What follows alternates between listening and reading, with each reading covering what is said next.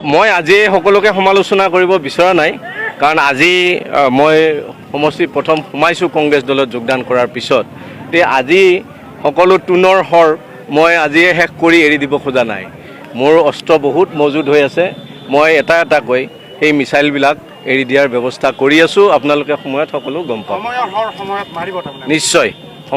সময়ত মাৰিম আৰু এই ধৰণৰ অস্ত্ৰ যুদ্ধাস্ত্ৰ আমাৰ সাজু হৈ আছে আৰু এই সকলোবিলাক আমি পৰ্যায়ক্ৰমে এৰি দিম যাতে তেওঁলোক ধুলিসাত হৈ যায় নিশ্চয় ব্ৰহ্মাস্ত্ৰ আছে আপোনাৰ আছে ব্ৰহ্মাস্ত্ৰও আছে গতিকে আপোনালোকৰ সময়ত সকলোবিলাক কথা আমি জনাম ব্যৱহাৰ কৰা হ'ব 10 বছৰ বিৰতিৰ পিছত মই সিদিনা 8 ছেপ্টেম্বৰৰ দিনা নতুন দিল্লী ইন্দিৰা ভৱনত কংগ্ৰেছ দলত যোগদান কৰিলোঁ সকলোৱে গমে পাইছে গোটেই অসমবাসীয়ে গম পাইছে চিপাঝাৰবাসীয়ে গম পাইছে আৰু তাৰ পিছত আমাৰ সিদিনা অসম প্ৰদেশ কংগ্ৰেছ কমিটিৰ কাৰ্যালয়ত আমাৰ উষ্ণ আদৰণি জনাইছে আমাৰ দলৰ নেতা APCC প্ৰেচিডেণ্ট গৌৰৱ গগৈ ডাঙৰীয়া আমাৰ সাংসদসকল বিধায়কসকল সেইসকলে আমাক আদৰিছে প্ৰদেশ কংগ্ৰেছৰ সকলো বিষয়ববীয়া গতিকে আজি আকৌ আমি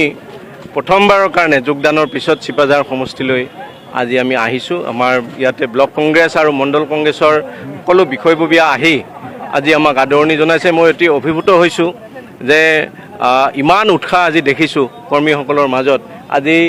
হাজাৰ লোক ইয়াতে আমাৰ বাইক প্ৰায় 1500-2000 বাইক লৈ পেলাই ইয়ালৈকে আমাৰ কৰ্মীসকল আহিছে মোক আদৰি নিবৰ কাৰণে মই সঁচাকৈ অভিভূত হৈছোঁ আৰু মই দেখিছোঁ যে 10 বছৰ কংগ্ৰেছ দলটোৰ প্ৰাণ আছিল কিন্তু আজি সেই প্ৰাণ শক্তি আকৌ জাগি উঠিছে প্ৰাণটো আছিল কিন্তু আজি প্ৰাণ শক্তি আকৌ জাগি উঠিছে উজ্জীৱিত হৈছে গতিকে এই উজ্জীৱিত আমাৰ এই শক্তিটোক লৈ আমি অনাগত দিনত সাম্প্ৰদায়িকতাৰ বিৰুদ্ধে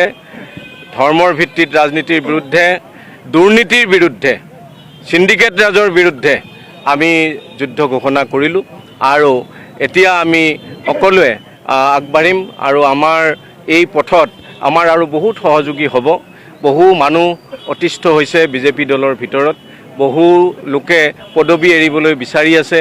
বহু লোকে বিজেপিত নাথাকো বুলি আমাক টেলিফোন যোগে জনাইছে সেইসকলকো আমি আদৰিম আৰু কিছুদিনৰ পিছতেই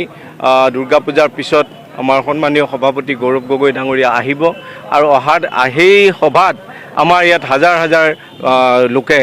আমাৰ ভাৰতীয় জাতীয় কংগ্ৰেছত যোগদান কৰিব আমি কংগ্ৰেছ আকৌ পুনৰ আগৰ দৰে শক্তিশালী হ'ম আৰু সেই শক্তিশালী ৰূপত আমি কংগ্ৰেছক 2026লৈ আগুৱাই লৈ যাম এইটো এটা পৰম্পৰা যে আমাৰ নাৰিকলিত আমাৰ তাত দুটা মন্দিৰ প্ৰধানত আছে